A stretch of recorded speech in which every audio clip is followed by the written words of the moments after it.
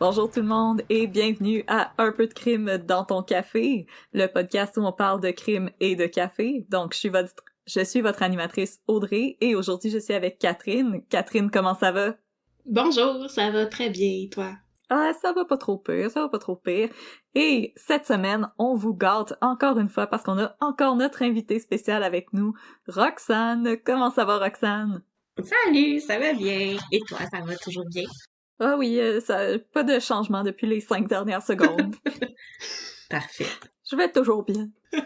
Juste un petit peu plus vieille. C'est moins organique, là, notre animation à 3, là. On sait pas trop à qui demander comment ça va pis quand, là. Oh, c'est correct. Ça fait partie de notre charme. Voilà. Alors, Catherine, aujourd'hui, tu as une histoire de crime pour nous? Oui, mais avant, j'aimerais savoir qu'est-ce qu'on voit pendant mon histoire de crime. Ah, mais bien sûr. Donc aujourd'hui, mais bien sûr. On va boire du café, comme à notre bonne habitude. Le café qu'on boit aujourd'hui nous provient d'une brûlerie de Calgary, en Alberta. C'est un café que j'ai obtenu dans le Roasters Pack, qui est un service d'abonnement où on vous fait parvenir 3 cafés par mois. Catherine et moi, on vous en a déjà parlé. C'est un service vraiment très intéressant pour découvrir des petites brûleries canadiennes. Vous pouvez avoir des brûleries de Montréal, mais aussi d'un petit peu partout au Canada. Et c'est vraiment intéressant parce que vous pouvez choisir votre mouture, votre roast, comment vous aimez votre café, et on va vous fournir du café selon vos préférences. Ceci n'est pas commandité par le Roasters Pack, c'est juste nous qui témoignons de notre appréciation pour ce service. Et le café que j'ai sélectionné pour aujourd'hui nous provient de la petite brûlerie de Calgary qui s'appelle Monogram Coffee. Et le café en question, c'est le Banco Gotiti. Donc c'est un café avec des notes de fraises, de thé noir et de cassonade. J'ai trouvé que c'était un café très, très acidulé. Donc c'est vraiment pour les amateurs de café aux arômes fruités. Le café, même dans la pièce où je me trouvais, on sentait beaucoup l'acidité du café et le café est presque rouge quand on le brew. Donc c'est vraiment très intéressant. C'est vraiment un café de fruits rouges. Et c'est vraiment pour les amateurs de café très punché et acidulé, donc il a beaucoup de corps, vous allez avoir l'impression qu'il reste longtemps en bouche quand vous le buvez, mais définitivement, si vous êtes un amateur de café avec un arôme un peu plus complexe, ça devrait être dans vos cordes si jamais vous cherchez un café franchement assez original à consommer. Donc c'est le café que je vous recommande aujourd'hui. Moi, je l'avais préparé à la presse française et comme je vous dis, ça donne une très belle couleur. Je pense que c'est la couleur du café que j'ai le plus retenu parce que justement, il était presque rouge. Un excellent café que je vous recommanderais peut-être pas, par exemple, pour quand vous vous réveillez le matin et que si vous êtes un peu comme moi et que vous avez l'estomac un petit peu à l'envers, quand vous vous levez, ça risque d'être un petit peu rough. Mais un café d'après-midi, en lisant un livre, puis vous êtes un peu plus concentré sur ce que vous consommez, je pense que ça peut être un excellent café de fin d'après-midi pour relaxer. Merveilleux! C'est le café que je vous recommandais aujourd'hui. Alors, Catherine, est-ce que tu es prête? Oui, je suis prête à mettre un peu de crime dans votre café. Êtes-vous prêtes, les filles? Je suis prête. Oui. On t'écoute. Merveilleux. Alors, aujourd'hui, je vais vous parler d'un crime historique qui allie ma passion pour la lecture de vieux articles sur le site de la BANQ et mon amour de la politique. J'ai nommé l'affaire Blanche Garneau. Ta-da-da! D'abord, mes sources. Mon information provient d'un bulletin de l'Assemblée nationale de 1994. Wow! Oui. Ouais, je sais. Et j'ai aussi lu beaucoup d'articles du Soleil et du Québec Chronicle et j'ai pris des informations sur Wikipédia parce qu'il faut bien toujours... il faut bien en prendre une fois de temps en temps des petites informations sur Wikipédia. On commence avec l'affaire Blanche Garneau. Gorneau. Je vais essayer de prononcer ça le mieux possible, je suis désolée. L'affaire Blanche Garneau. Notre histoire commence le 28 juillet 1920 dans un sous-bois du parc Victoria à Québec. Donc là, j'ai appris qu'il y avait un parc Victoria à Québec, c'est ce que j'étais pas au courant, là. Au début de mes lectures, je me disais que tout ça se passait à Montréal, mais en fait, c'était pas à Montréal. Pantoute, c'est à Québec. Ah, ben, découvrons les régions du Québec. Et on explore les régions du Québec aujourd'hui avec Audrey et Catherine. Alors, on est dans le parc Victoria à Québec, Et c'est, on se l'imagine, c'est un grand parc, c'est le matin, c'est beau, on est au mois de juillet, il fait chaud, il y a des petits oiseaux qui chantent, il y a un petit garçon qui s'appelle Albert la Tulipe, 9 ans, qui se promène avec son petit bonheur et il s'en va cueillir des cerises dans le sous-bois. Puis il gambade, et tout à coup, il aperçoit un cadavre! Ah ben, maudit, journée scrappée. Je sais. Le cadavre est vraisemblablement celui d'une jeune femme. La jeune femme a été agressée sexuellement, puis étranglée. Elle tient un mouchoir à la main, une belle image frappante. C'est un mouchoir avec les initiales HD dessus. Oh! Le chef de la police de Québec confie l'affaire au détective Lauréat Lacasse, qui était ben occupé lorsqu'on lui dompe cette histoire sur son bureau, alors il met plusieurs jours à se pointer sur la scène de crime. Maudit lauréat. Ah! Oui, maudit lauréat. Fait que là... Donc, le cadavre fait juste rester là pendant tout ce temps-là. Et le cadavre était là depuis quelques jours déjà. C'est ça qu'on va apprendre plus tard. Wesh! Ramassez vos affaires! Ah, je sais, c'est terrible. Alors, entre-temps, comme on peut se l'imaginer, il y a beaucoup de va-et-vient sur la scène de crime, et les premières rumeurs par rapport au cadavre retrouvé dans le parc commencent lorsqu'un policier hasarde que peut-être que la jeune fille morte a été tuée ailleurs et puis déplacée dans le parc. On ne sait pas. Ben, ça peut arriver. Mais ça peut arriver, c'est ça. On le sait pas, mais on jase. L'important, c'est que à ce moment-là, le corps est pas tout de suite rapatrié par la police et les gens commencent déjà à formuler des rumeurs par rapport à ce qui est arrivé à ce cadavre-là. Et les rumeurs, c'est vraiment le cœur de l'affaire, vous allez voir. C'est le nerf de la guerre. Exactement. À ce moment-là, la police s'aperçoit qu'un couple est venu leur dire que leur fille adoptive, Blanche Garneau, avait disparu. Alors, ils mettent deux et deux ensemble et comprennent que le cadavre de la jeune fille dans le parc, c'est sans doute celui de Blanche Garneau, la jeune fille qui avait disparu.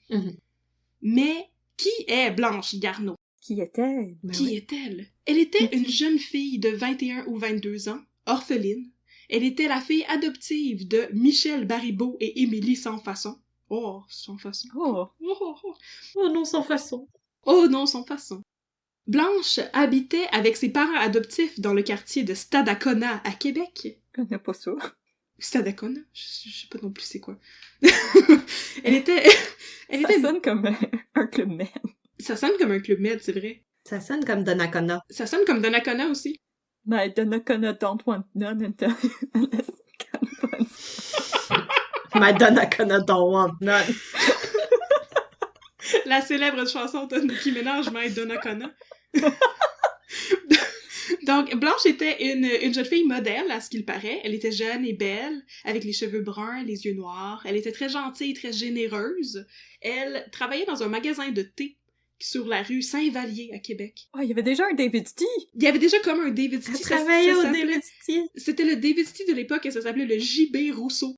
Ah, un peu moins punché. Donc, elle travaillait chez J.B. Rousseau. Elle travaillait fort pour mettre de l'argent de côté. Et lorsqu'elle aurait assez d'argent, elle pourrait enfin réaliser son rêve, entrer chez les bonnes sœurs. Ok, chacun ses rêves. C'est vrai? C'est ça son rêve? Oui, non, c'était ça son rêve pour vrai. Et je savais pas que ça coûtait de l'argent d'entrer chez les bonnes sœurs, mais apparemment oui. Donc, le rêve de Blanche Garneau, c'était d'entrer chez les servantes de 5 heures de Marie. Ouais. Tant qu'à choisir un couvent, moi, je trouve que celui-ci a un beau nom. Ah, 5 heures! Dans ma tête, je suis comme, pourquoi 5 heures? 5 heures. 5 heures. Ok, excusez, je suis twist. C'est le couvent de midi de Marie. 5 heures le matin ou 5 heures le soir? 5 heures et quart. 5 heures et quart, 5 heures. Marie de 5 heures et quart du soir. Alors, le 23 juillet, donc 5 jours avant la découverte du corps, Blanche Garneau rentrait chez elle en passant par le parc Victoria lorsqu'elle a été sauvagement attaquée, violée et tuée. Ses parents adoptifs ne l'ont pas tout de suite portée disparue, sans doute parce qu'ils pensaient qu'elle était juste partie courir le galipote ou quelque chose comme ça. Mais ils finissent par contacter la police au bout de 5-6 jours, et dans les jours suivants, c'est pas exactement clair le timeline, mais dans les jours suivants, le cadavre est retrouvé par le petit Albert qui voulait aller ramasser des cerises. Ah, pauvre lui. Pauvre Albert. Enfant. Il va être traumatisé des cerises et il voudra plus jamais rien savoir. Ah non, je sais, pauvre enfant. Puis elle Fait a ramassé des cerises. Il a trouvé un cadavre et il ira plus jamais ramasser des cerises. c'est fini. Alors, aussitôt, la police de Québec entame une enquête. Les 2 policiers responsables sont désormais le détective Rioux et le chef Lorrain, parce que Lauréat Lacasse, tu sais, qui avait pris tellement de temps à se rendre sur la scène de crime, il s'est fait enlever l'histoire, il s'est fait enlever l'affaire et il est plus responsable. Ah. T'es un maudit paresseux. Ouais, t'es un maudit paresseux, t'aurais dû te dépêcher plus vite que ça à y aller. En tout cas, les policiers font une enquête et d'abord ça piétine. Ils apprennent tout de même que Blanche Garneau a été vue par un témoin en compagnie de 2 hommes au parc Victoria le jour même de sa disparition et conséquemment de sa mort. Et là... Monsieur... Et là, okay, j'ai écrit en septembre 2910. Ouais. C'est dans le futur! C'était probablement Ça devait être... en 2910. ça devait être en 1920 parce que... Ok, donc...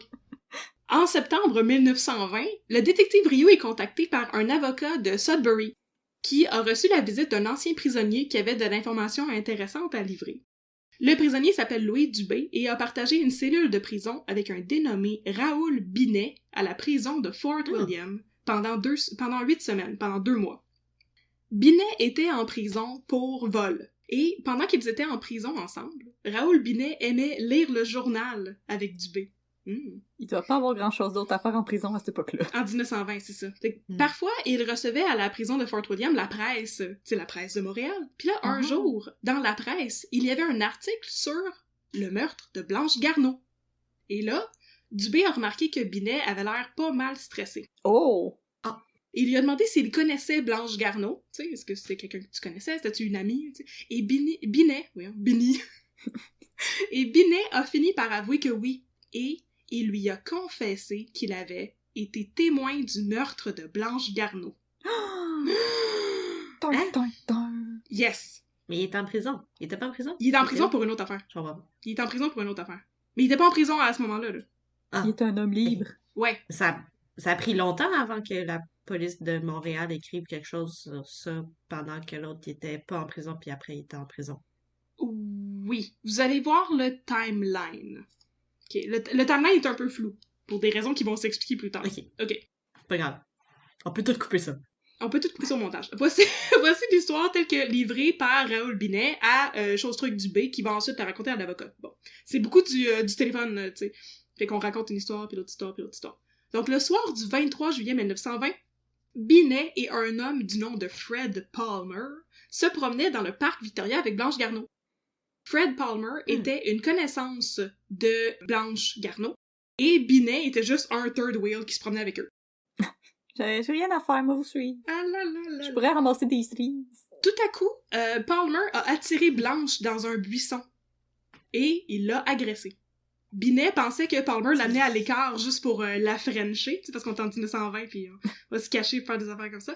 Puis là, tout à coup, il a réalisé que Palmer avait l'air de frapper quelque chose dans le buisson, fait qu'il s'est approché puis il a vu que Palmer était en train de tabasser Blanche Garneau. Seigneur! Je sais. Elle avait l'air morte et Binet dit qu'il a essayé de la ranimer sans succès. Puis ensuite, Binet et Palmer se sont sauvés en Ontario, où ils ont volé une valise dans leur lieu de travail, dont le contenu totalisait 100$. Et pour ce vol-là, ils ont été envoyés à la prison de Fort William. Et en prison, Palmer et Binet sont séparés parce que Palmer a une intercation violente avec un gardien de prison et comme il reçoit une peine plus sévère, puis il est transféré dans une autre aile, tu sais. Puis Binet, ben, lui, il se ramasse avec le sympathique Dubé et ils lisent le journal ensemble et un jour, il lui raconte ça. On a gone full circle, là. Ouais. Palmer a de l'air d'un individu peu recommandable. Binet aussi. C'est ce que j'allais vous expliquer. Binet est un criminel notoire à ce stade-là. Là. Oh! Un dangereux individu. C'est un dangereux individu qui a déjà fait de la prison à la prison de Bordeaux à Montréal. Oh! Mm-hmm. Ah! Ça, c'est sérieux. C'est très sérieux. Avec les patriotes. Avec les patriotes. Le détective Ryu est certain qu'il a enfin trouvé ses coupables lorsqu'il est contacté par l'avocat de Sudbury qui lui raconte toute cette histoire-là. Alors il s'active pour aller arrêter Raoul Binet, ce qui arrive finalement le 21 janvier 1921. Fait que ça prend quand même un bout, là. Mon Dieu, ça y a pris longtemps. Ça y a pris... Le monde, les policiers dans cette histoire-là sont pas top, là. Ça y a pris un bout. Faut que j'aille chercher mon cheval, là, pis là... Ouais, ça faut que je me rende à Sudbury, puis là... Puis là, je vais manquer mon téléroman. Mon radio-roman. Mon radio-roman, puis le temps d'une paix, puis là, ça va être compliqué. Fait que là, finalement, Binet est arrêté à Sudbury et envoyé direct à Montréal, en train. Et lorsqu'il arrive à Montréal, il est interrogé par le chef Lorrain, le chef de la police. Et alors, Binet livre son histoire. Et raconte la même histoire que je viens de vous raconter. Et il livre à la police Fred Palmer, son complice, Palmer est encore en prison à Sudbury à ce moment-là. Fait que là, la police fait juste aller l'arrêter là-bas, tu sais. Final, C'est le fun, il bouge pas. C'est le fun, il était facile à trouver, contrairement à Raoul Binet, tu sais. Il est resté à la même place. Et là, la police a comme une super bonne idée, qui est que les deux hommes vont avoir des procès indépendants. Comme ça, ils peuvent témoigner l'un contre l'autre. Snitches will get the stitches. T'as-tu le goût de snitcher sur Palmer? T'as-tu le goût de snitcher sur Binet? Fait que là, c'est ça qui est en train de s'organiser. Sauf que là, en octobre 1921, lorsque Binet arrive à son procès, il témoigne devant le jury et il fait au jury des révélations pas mal hot qui les choquent pas mal. Oh oui. Il dit que oui, il a livré Palmer au détective Rioux, mais que c'était une fausse confession. Oh non! Le maudit. Ok, voici ce qui est arrivé selon Binet. Il se fait arrêter par le détective Rioux à Sudbury et envoyé à Montréal. Dans le train, Rioux ne lui fait pas des menaces, mais plutôt des promesses. Il lui dit que Palmer est déjà incarcéré à Montréal, donc il a déjà été arrêté, et que Palmer a livré Binet. Que Palmer a dit aux policiers de Montréal que Binet était coupable du meurtre de Blanche Garneau. Puis là, Binet lui dit « Ben non, il a menti, moi j'ai rien fait. » Et le détective Rioux lui dit que Palmer est juste un maudit anglais, puis que si Binet a envie de l'accuser, toute la mort de Blanche Garneau pourrait passer sur le dos du maudit anglais, puis que Palmer serait juste retourné directement en prison, puis Binet pourrait rentrer chez lui. Ah! On va juste pitcher les Anglais en avant du train. C'est exactement ça! Et là, après ça, dans une procédure qui n'est pas du tout officielle ou acceptée nulle part, là, le détective Rioux héberge Raoul Binet dans sa maison. Ben voyons. Yes. Tu peux pas faire ça. En attendant son procès. Ça te donnerait une bonne comédie. Ça donnerait une très bonne comédie. Fait qu'il lui fait des promesses, puis il lui dit « Regarde, on a déjà plein d'informations sur toi, là. OK, Palmer a déjà dit que c'est toi qui l'avais tué, mais tu sais, on peut tout faire passer ça sur le dos de Palmer. C'est juste un maudit anglais, puis on va le renvoyer à Sudbury en prison, puis tu vas t'en sortir. » Puis il habite avec lui, là. C'est un gros truc de good cop, là, où est-ce qu'il fait des promesses et tout. Mais Binet jure, lors de son procès, que tout ce qu'il savait sur l'affaire de Blanche Garneau au moment de livrer son témoignage au détective Rioux et au chef Lawrence, il l'avait appris dans les journaux. Et que, en plus de ça, je sais, et il dit en plus de ça que il était même pas dans la ville de Québec au moment du meurtre. Oh non! Il était même pas là. Je suis même pas là, je suis au courant de rien. Je plaide l'ignorance. J'étais même pas là, je le sais pas. Je le sais pas, je n'ai jamais entendu parler. Cette révélation est pas mal choquante parce que, on s'entend, la police a arrêté Palmer suite au témoignage de Binet en faisant croire à Binet que Palmer l'avait déjà livré. Fait qu'ils ont comme forcé les gens à faire des fausses confessions. Et avec ce témoignage choc-là, la défense arrive à semer le doute dans la tête des jurés. Pendant le procès, la défense arrive même à prouver que Binet et Palmer n'étaient pas à Québec le jour des meurtres. Grâce à toutes ces informations très intéressantes et compromettantes, le jury innocente Binet et Palmer. Parce qu'ils étaient même pas dans la ville de Québec. Puis en plus, leurs témoignages ont été fabriqués par la police. Maudite police. Là, pour l'anecdote, ils sont libérés sur le champ, sauf que Binet est aussitôt réarrêté pour parjure, parce qu'il avait fait un faux témoignage. Ah ben oui, hein? Puis c'est de même que ça marche. Ben c'est ça, et Palmer est réarrêté aussi automatiquement, parce qu'apparemment c'est un repris de justice à Montréal. Fait qu'ils ont été tous les deux innocentés, mais après ça, tu sais, ils ont été mais il va falloir que tu reviennes parce que t'as fait d'autres choses. Ouais, t'avais fait d'autres choses, fait que c'est bon, on t'a innocenté pour ça, mais non. T'es libre, mais pas. Donc, on est pas mal revenu à la case départ. On sait pas trop qui a tué Blanche Garneau, puis là, on a eu un gros procès, très médiatisé, et ça n'a pas réussi à apaiser la fureur populaire, parce que les gens veulent la justice pour Blanche Garneau. Et à ce moment-là, ben, les rumeurs recommencent à proliférer. Les gens sont surtout choqués et étonnés par la manière, à tout le moins bizarre, dont l'enquête a été menée par le détective Rioux et le chef Lorrain de la police provinciale. On s'entend? Fait que là, ça se met à jaser dans les journaux et sur les places publiques, tu sais, les tribunes publiques et tout. Et les gens se demandent, est-ce que la police avait des mauvaises intentions? Est-ce que la police était corrompue? Ou est-ce que la police était juste des gens qui travaillent mal? Est-ce que la police était corrompue? C'est ce que croit le journal du Québec Chronicle. Sauf que ça ne fait pas l'affaire des instances politiques qui poursuivent le journal pour libelle en novembre 1921. Oh, fais attention à ce que tu dis! Fait que là, dans le journal, il écrit « Mais là, l'enquête a été menée tout croche, Puis le gouvernement réplique en disant « Ouais, mais vous avez pas le droit d'écrire des affaires comme ça, vous avez pas le droit d'insinuer que la police aurait pu être vendue ou que la police aurait pu être corrompue. » T'as pas le droit de dire que je travaille mal. T'as pas le droit de dire que je travaille mal. Et la personne qui intente les poursuites contre le Québec Chronicle est le premier ministre et procureur général Louis-Alexandre Taschereau. On niaise plus. Hey, c'est le gars qui a bâti le boulevard. C'est le gars qui a bâti le boulevard. C'est le boulevard! C'est fait poursuivre par un boulevard. Donc c'est ça, le premier ministre et procureur général Louis-Alexandre Taschereau, qui est le premier ministre du Québec, et c'est celui-même du boulevard Taschereau, oui. Il l'a bâti avec ses 2 bras. Il l'a bâti avec ses 2 bras, et sa réaction face aux accusations du Québec Chronicle génère d'autant plus de rumeurs. Ouais, les gens sont assez étonnés que le premier ministre se mêle de cette histoire-là, puis essaie de censurer les journaux. Ouais, imagine si Justin Trudeau il te poursuivait demain pour un post que t'as fait sur Instagram. Là. Je pense que les gens auraient une couple de questions. Ben, c'est ça. Puis l'affaire, c'est que justement, tu sais, le journal accuse la police d'être corrompue puis au service d'une instance. Puis là, l'instance politique comme s'insurge de ça. Fait qu'on dirait que les rumeurs disent vrai, tu sais. Ça a l'air de pointer dans ce sens-là. C'est un peu fondé, là. On dirait que c'est un peu fondé. Fait que là, la rumeur la plus fréquente à partir de ce moment-là, c'est que Binet et Palmer, c'était seulement des decoys, donc c'était seulement des faux suspects, c'est des faux accusés, qui auraient été payés par des instances politiques pour être arrêtés, puis envoyés en prison pour apaiser le public, puis que les gens arrêtent de se poser des questions sur la mort de Blanche Garneau. Arrêtez de poser des questions! Ça expliquerait pourquoi l'enquête a été tellement bâclée par la police. Et la principale rumeur qui fuse, dis-je, c'est que les véritables meurtriers seraient possiblement déjà connus des autorités et qu'ils seraient des hommes trop importants pour être arrêtés.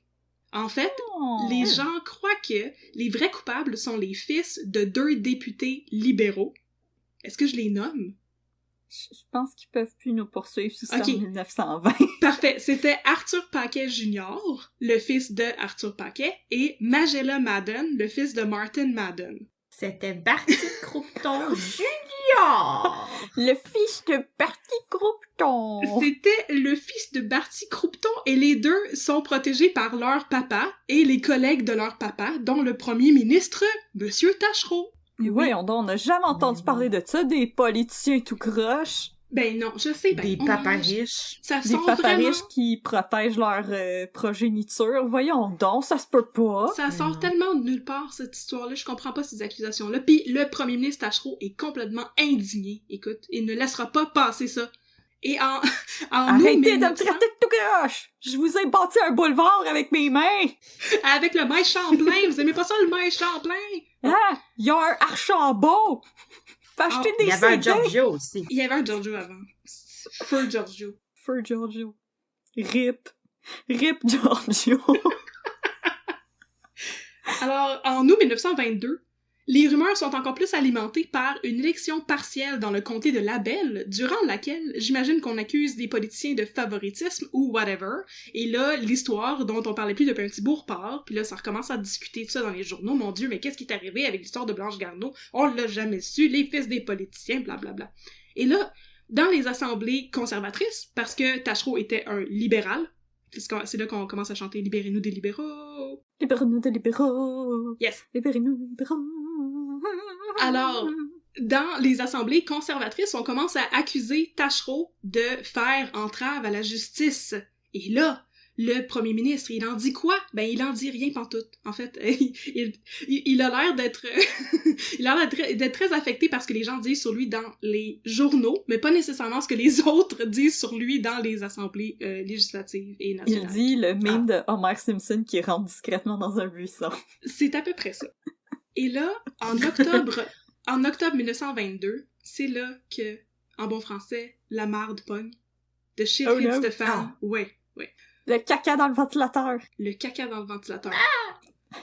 Un journaliste du nom de John H. Roberts, éditeur du journal The Axe, publie un bilan de l'affaire Blanche Garneau.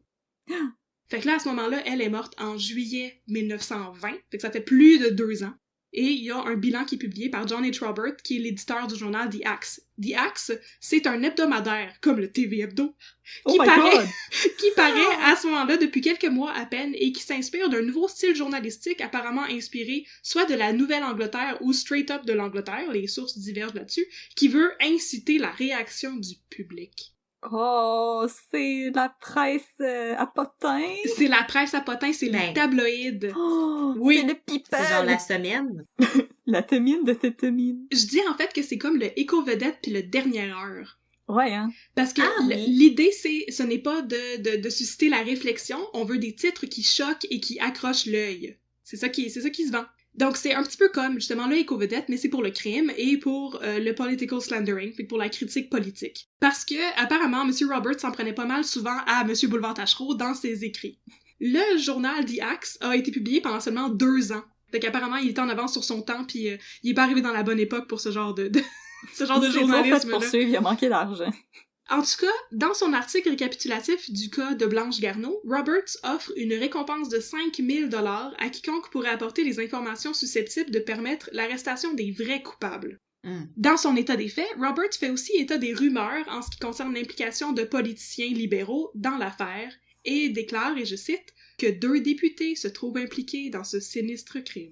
Oh, pas leur fils, les députés. Oui. C'est les députés, parce que les députés auraient fait un cover-up. Puis là, c'est plus seulement des rumeurs, c'est écrit noir sur blanc.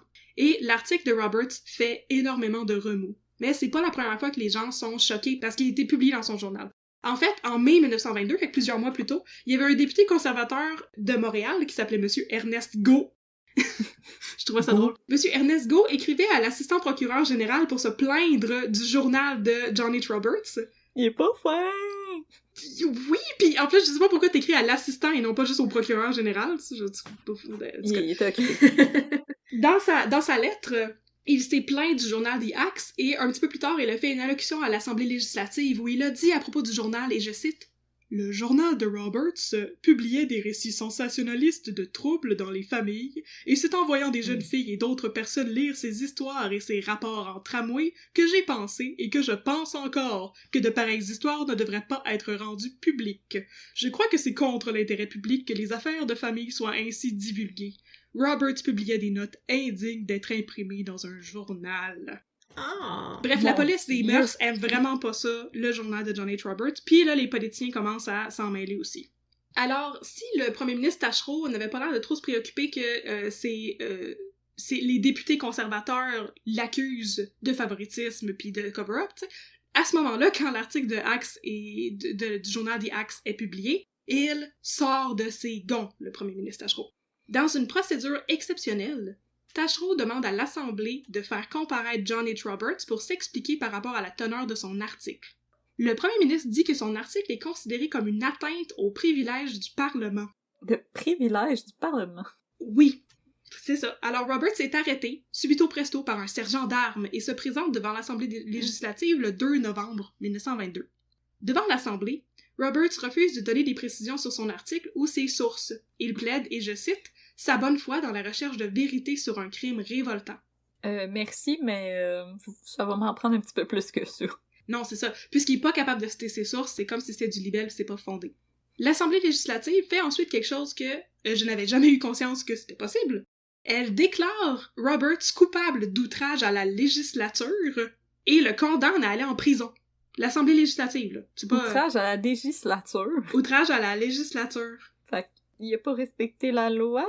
Il a pas respecté la loi et c'est l'Assemblée législative et non pas un juge qui le condamne à une peine de prison. Oui.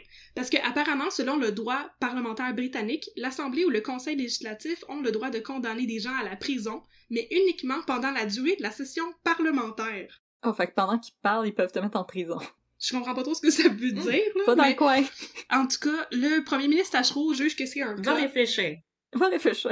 Alors, en tout cas, le premier ministre Taschereau juge que c'est un cas qui est bien trop grave pour se mériter seulement 20 minutes de prison pendant qu'on est en session législative, et il crée... un time-out dans le coin, et il crée un précédent en déposant un projet de loi spécial qui décrète l'emprisonnement de John H. Roberts. On n'y est plus. Fait qu'il crée un projet de loi pour l'envoyer en prison, c'est sérieux, là!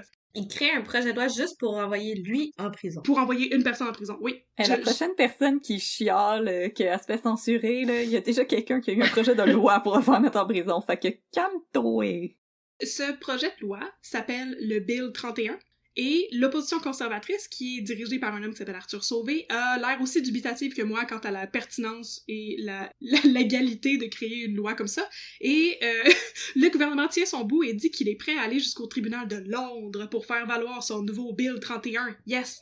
On n'y est plus. Mais finalement, pas besoin de faire ça parce que la loi est évaluée par le leader du gouvernement de la Chambre haute, un monsieur qui a le beau nom de Narcisse Perraudot. Oh! Narcisse! Et Narcisse Perraudot dit que le Bill 31 est absolument constitutionnel et fait envoyer Johnny Travers en prison tout de suite.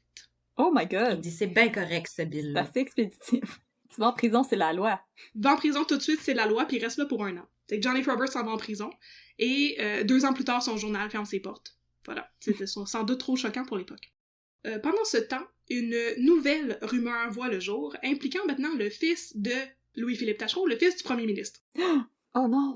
Celui-ci signe un article intitulé « La non-vengée », dans lequel le fils du premier ministre, qui s'appelle Robert Tachereau, dans lequel Robert Tachereau insinue que Blanche Garneau a été tuée par un groupe nommé le Club des Vampires, dans un crime sordide et sadique. Ben voyons donc! Des vampires! Le Club des Vampires! Et les gens trouvent que cette hypothèse est très intéressante. Comment je peux faire partie du Club des Vampires asking for a friend? Il donnait peut-être pas d'indication sur comment joindre le Club des Vampires, mais il faisait passer la mort de Blanche Garneau sur ce club imaginaire. De vampires. Est-ce que Blanche Garneau avait des marques de dents dans le cou? On avait-tu vu des capes? Non. Oh, il y avait aucune raison. Pour vrai, c'est pas super fondé. C'est juste que, c'est ça, le fils du premier ministre repart la rumor mill en sortant cette histoire de club de vampires qui a pas de sens. Puis là, le premier ministre, ça incite le premier ministre à créer une commission royale d'enquête pour tirer cette histoire au clair une fois pour toutes et que la justice soit faite. Y a-t-il des vampires ou non? Avait-on les vrais coupables la première fois ou non? Était-il des vampires? La commission est présidée par 2 hommes qui ont des très beaux noms. J'ai nommé John Spratt Archibald et Joseph Emery Robidoux. Alors, Archibald et Robidoux, bien sûr, les conservateurs chialent contre la tenue de cette commission d'enquête qui, selon eux, n'a pour but que blanchir les maudits libéraux sales. Ouais. Ouais, ça se peut bien. Et qu'à cela ne tienne, Archibald et Robidoux, qu'à cela ne tienne, Archibald et Robidoux passent plein de témoins en revue et en arrivent à 4 conclusions super vraies. Conclusion numéro 1. La justice a fait tout en son pouvoir pour retrouver les meurtriers de Blanche Garneau. Ah, cool. Conclusion numéro 2. Les enquêteurs ont suivi et vérifié toutes les pistes qui leur ont été soumises. On a reviré toutes les pierres. Toutes les pierres ont été revirées. On a regardé partout. Y compris les craques du divan. Même dans le coin là-bas, puis entre les craques du divan. Petit. Conclusion numéro 3. Les fils des députés de politiciens n'ont rien à voir avec le crime parce qu'ils ont des alibis. Oh! Mais non. Ces alibis leur ont été fournis par des membres de leur parenté, mais who cares? Un alibi, c'est un alibi. Bref, leur famille a dit non, ils ont pas commis de meurtre, ils étaient avec nous ce soir-là. Puis ça tient, dans la commission d'enquête, oui, les 2 commissaires trouvent que c'est une très bonne explication. Et conclusion numéro 4, le mystère plane toujours sur le meurtre de Blanche Garneau. Ah, c'est une bonne conclusion. Oui, moi je suis d'accord avec cette dernière conclusion-là, contrairement aux 3 précédentes. Je suis d'accord aussi avec celle-là, mais les autres ont... on va repasser. Moyen. Alors, malheureusement, l'enquête sur la mort de Blanche Garneau, malgré le revival politique et tout le blablabla, se termine en cul de poisson. Et les véritables coupables ne sont jamais appréhendés. Les vampires sont libres. OK. Littéralement, parce que depuis, il paraît que l'affaire Blanche Garneau est maudite. En effet, selon une madame qui a organisé une exposition de musée sur Blanche Garneau dans les années 80, beaucoup de documents liés à cette histoire ont disparu et tous les journalistes qui ont écrit là-dessus ont reçu des menaces anonymes. Donc, je vais vous tenir au courant si ça m'arrive, OK? Oh non, Catherine, non! Je veux pas te perdre! En tout cas, tu vas recevoir une lettre écrite à partir de grosses lettres dans les journaux, toutes collées. Oh, ce serait fun! Je vais vous tenir au courant si ça m'arrive, en tout cas. On se tient au courant, là. On se protège. Mets la géolocalisation sur ton cellulaire. Oui, toujours. Je vais vous drop a pin si à un moment donné, je suis en quelque part de louche. Là. Oh, a secondary location. Oh non, never go to a secondary location. Non, jamais. Jamais. En tout cas, pour terminer, j'aimerais vous résumer les différents suspects potentiels de l'affaire. Bon, d'abord, on avait Raoul Binet et Fred Palmer. Il paraît que Binet a passé le reste de sa vie à faire de la prison et à se vanter d'avoir tué Blanche Garneau. Fait que peut-être qu'on avait le bon gars la première fois, là. Mot de l'anglais. Peut-être aussi qu'il voulait se construire une réputation de criminel très très méchant et menaçant, puis que c'est pour ça qu'il se vantait de ça, de bad boy de la prison. Ouais.